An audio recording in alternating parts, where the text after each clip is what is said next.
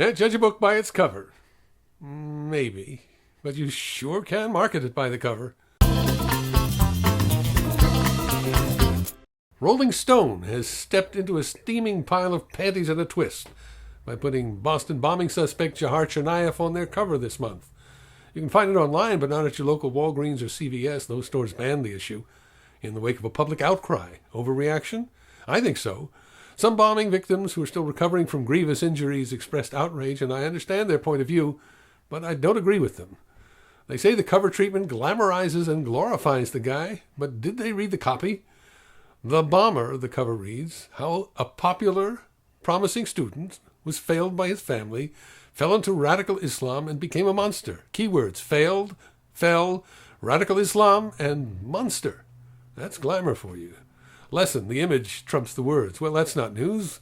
We all know the exchange rate, and that was set well before television and YouTube sapped our brains. Making Tsarnaev a cover boy, the mayor of Boston says, rewards a terrorist with celebrity treatment. Irony alert. People complaining about the cover just made the magazine and Tsarnaev a little bit more famous. What we learn in the article is that Jahar Tsarnaev was easygoing, affable, well-liked and bright, but on the other hand, he allegedly planted bombs that killed and maimed people. Isn't it okay to be curious as to how that happened? Isn't it okay for a journalist to try and find out? The story is extensively researched by Janet Reitman. She never quite plumbs her way down to a definitive answer, because most of the people who knew him, it turns out, didn't really know him.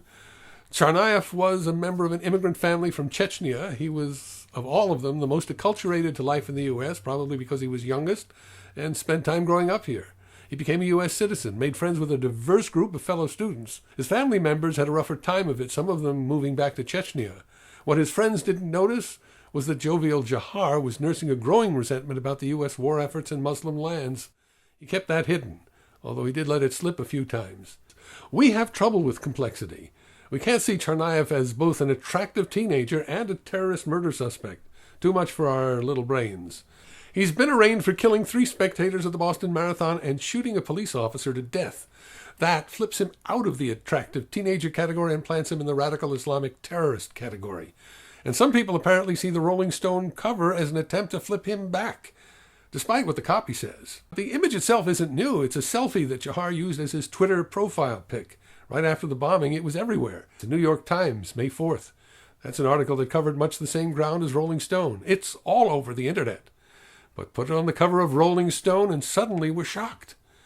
Dave Weiner, one of the world's first bloggers, wrote a very insightful post about the matter, and I'll link you to it. You should read the whole post. It's not that long, and he's never happy being quoted out of context.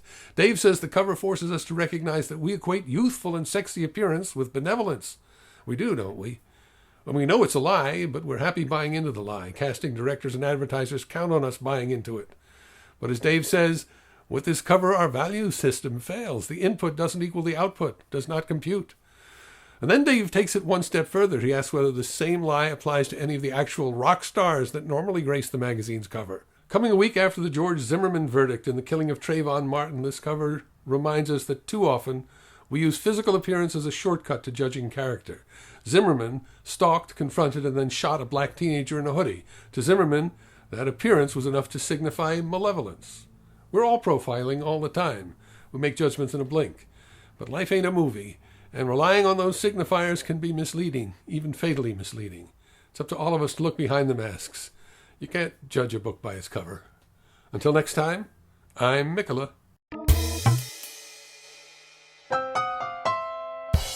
DVD extras. People who are upset about the Rolling Stone cover are apparently worried that Jahar's appearance there will make him look cool to us. Really? Based on the outrage, that isn't happening. There's a faction of people who look at dreamy Jahar and insist he must be innocent. They are, I think, mainly teenage girls. You can tell me if I got that wrong. You'll find them on social media if you search the hashtag #FreeJahar. You'll also find a lot of people calling the Free Jaharniks idiots. And then there's the usual crew of anti-government conspiracy addicts who are sure the whole thing is a frame. But that was all happening before Rolling Stone published. Has any one of them changed their position because of the magazine? Just to be sure the sheeple aren't fooled, a police photographer released a photo of Tsarnaev as he surrendered, bloody, with a sniper's targeting laser down on his forehead. That release was unauthorized, and he's been suspended. As usual, comments are open. Click if you liked, share with your friends, and come back soon.